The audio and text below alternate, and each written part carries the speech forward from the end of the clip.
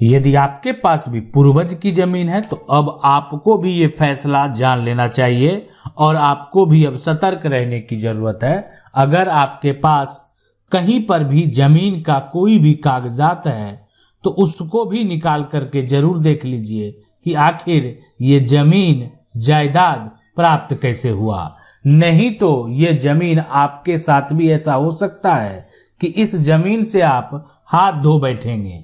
देखें, जो पिता की जमीन है, वो जो दादा की जमीन है, जो परदादा की जमीन है, यानी ये जमीन पैतृक जमीन अगर है, यानी जमीन की बात करें, पैतृक जमीन की बात करें तो ये यानी पूर्वज से ही जमीन चलता आया है। पहले यानी परदादा के पास आया, फिर जो है जो परदादा के बेटे थे जो आपके दादा हुए उनके पास आया, और फिर अब यानी वर्तमान में आपके पिता के पास है। अब जो है जो पिता के बेटे हैं तो लेकिन अब यहाँ पिता के 3 बेटे हैं, अब इनके पास ये जमीन आएगा। लेकिन अब ये जो फैसला है सुप्रीम कोर्ट ने भी फैसला दिया है इसको लेकर, और हाई कोर्ट का एक बड़ा फैसला है। हाई कोर्ट ने जो फैसला दिया है यानी विवाद है, आप कह सकते हैं गणपत मल और सुखदेव के बीच का। लेकिन इस विवाद में हुआ क्या, आखिर क्यों ऐसा फैसला दिया गया? आपके साथ भी ऐसा अगर समस्या है तो अब आप सतर्क हो जाइए। नहीं सतर्क होंगे तो ये आपके साथ भी हो सकता है। देखिए, गलत करने वाले जो हैं उसको तो सजा मिलना ही है। गलत तरीके से कागजात तैयार करने वाले जो हैं उनको तो एक दिन भुगतना ही पड़ेगा। सबसे पहले लेकिन आपको ये जानना जरूर पड़ेगा कि आखिर ये प्रक्रिया कैसे करना है और कैसे आप उस व्यक्ति जो कि धोखेबाज है, जो कि जालसाजी किया, जो कि जालसाजी करके दस्तावेज तैयार कर लिया, आप उसको सबक सिखा सकते हैं। क्या करना होगा?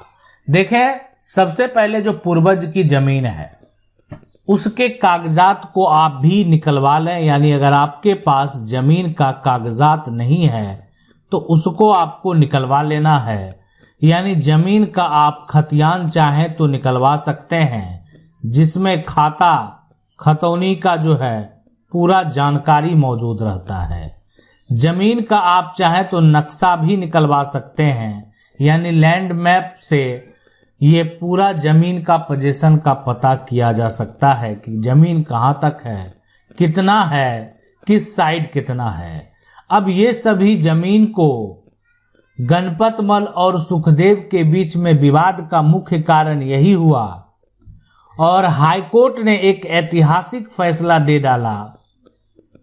अब यहाँ पर देखें होता क्या है कि अक्सर अब यहाँ पर जैसे ये जमीन को जब अलग किया जाता है, यानी पिता के बाद जो उनके बेटे हैं उस बेटों में जो है जमीन को बांटा जाता। अब एक बेटा जो है यहाँ पर ये कह सकते हैं, या बीच वाला जो है यहाँ पर बीच वाला है ना, तो इसका जो मानसिक स्थिति है वो सही नहीं है।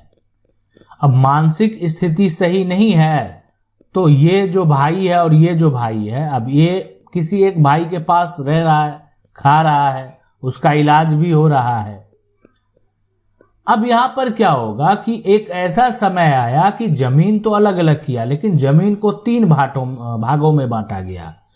अब यहाँ पर एक जो भाई है वो क्या किया कि एक स्टाम्प पेपर लिया, उसमें जिसका मानसिक स्थिति सही नहीं था, जिसका इलाज चल रहा था, है ना, इलाज चल रहा था, उससे क्या किया कि एक सिग्नेचर करवा के, या आप कह सकते हैं अंगूठे का निशान लगवा कर एक दस्तावेज तैयार कर लिया।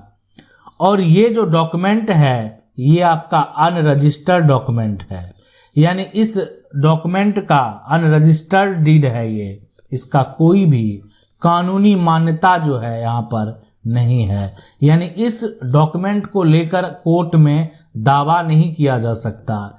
इस डॉक्यूमेंट को दिखाकर ये आप नहीं कह सकते ये संपत्ति मुझे मिल गया है, यानी ये संपत्ति आपको नहीं मिला है, इस संपत्ति पर आपका कोई अधिकार नहीं है। इसलिए अधिकार नहीं है कि ये जो प्रॉपर्टी है, ये जो संपत्ति आपने प्राप्त किया है एक भाई का, वो अनरजिस्टर्ड, लेकिन अभी तो फिलहाल वो व्यक्ति जीवित है। अब ये जिसका मानसिक स्थिति खराब है, अगर उसकी मृत्यु हो जाती है, उसके बाद जो दूसरा भाई है अगर वो दावा करता है कि धोखा किया गया, जालसाजी किया गया, यानी जो व्यक्ति एक तरह जिसका मानसिक स्थिति सही ही नहीं है, उससे यहाँ पर जो है ये सपोर्ट करवा लिया, साइन करवा लिया, उसका अंगूठे का निशान लगवा लिया, इसका मान्यता नहीं होना चाहिए, ऐसा ही होगा।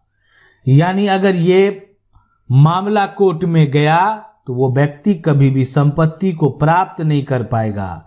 इसीलिए अगर ये डीड रजिस्टर्ड होता तब भी मानसिक स्थिति अगर उस व्यक्ति की सही नहीं है, मानसिक रूप से बीमार है, तब भी उसका कानूनी मान्यता नहीं होता। यानी ये व्यक्ति अभी वर्तमान में अगर बात करें तो मानसिक रूप से बीमार था, तो ये इसको करने का अधिकार नहीं था। अब सवाल उठता है यहाँ पर कि हमारा कानून क्या कहता है। तो देखें, हमारा कानून यही कहता है कि अगर आपका मान लेते हैं पूर्वज की कोई भी जमीन है ना, दादा परदादा की कोई भी जमीन है, तो उस पे सभी उत्तराधिकारी का कानूनी हक है।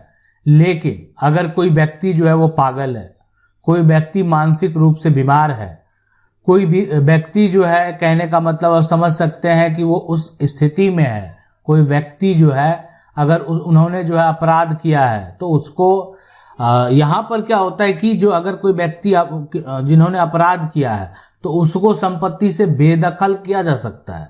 उसके बहुत सारे नियम है, कौन सा अपराध है क्या है। लेकिन अगर कोई व्यक्ति जो है अगर मान लेते पागल है तो उसकी जिम्मेदारी किसी को लेनी पड़ेगी। उसकी जो संपत्ति है, उसका जो हक है, उसका उपयोग करके आप उसका जो है यहाँ पर एक जो भी उनका इलाज में खर्च होता है या उनका जो भी रहन सहन में खर्च होता है वो करना पड़ेगा, उपयोग करके, ना कि वो जायदाद उनकी मृत्यु के बाद पूरा संपत्ति आप प्राप्त कर लेंगे। ठीक है, तो इसलिए इस तरह का मामला कोर्ट में गया तो फैसला जो है यहाँ पर जो दिया गया वो किसके पक्ष में, जो दूसरा भाई है जिन्होंने संपत्ति को प्राप्त नहीं किया था।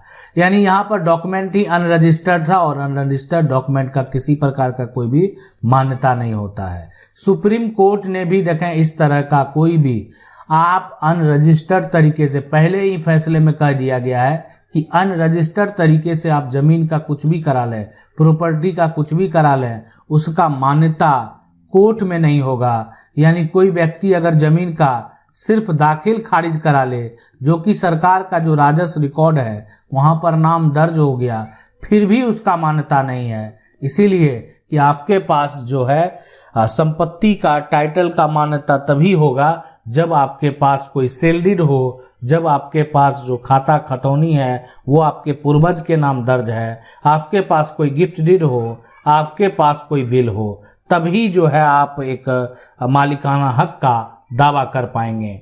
आशा करते हैं वीडियो अच्छा लगा होगा। वीडियो को लाइक जरूर कर दें। चैनल को पहली बार देखें ना, सब्सक्राइब करके जो बेल आइकन है उसको जरूर दबा लें। मिलते हैं अगले वीडियो में, तब तक के लिए जय हिंद।